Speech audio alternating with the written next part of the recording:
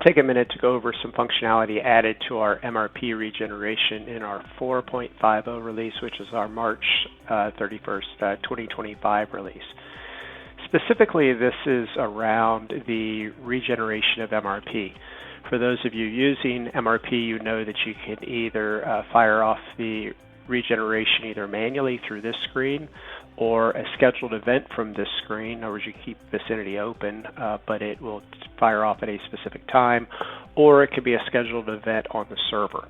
If you need help with the server side of it, let us know. Support can walk you through that process. What I'm talking about is a process that happens after a successful MRP regeneration. So MRP does its thing. It may do low-level codes. It may just simply do MRP. But when it finishes that process and that process is successful, we have added the ability to call a stored procedure of your choice to process other functions. So when MRP finishes, it will call a stored procedure called after successful _MRP regen. Whatever code that you put in your MRP regen is what will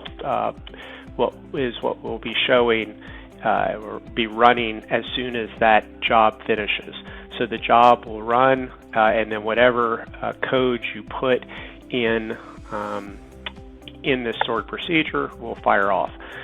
Use cases of that would be things like notifying specific users that it is finished, or maybe you want to do further processing on your schedule, maybe order things around based on color or things like that. But it gives you the ability to manipulate the data or communicate to people after after the MRP completes. Now know that it's on successful completion. If it's a failed completion, we're not going to go through that process because there's something else in the data going on that we need to address.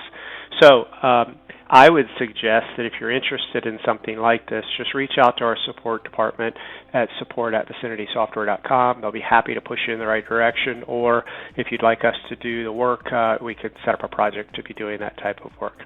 Anyway, we hope that helps. It came from suggestions from clients that are wanting to do further automation in their scheduling process. Thanks a lot and have a great day.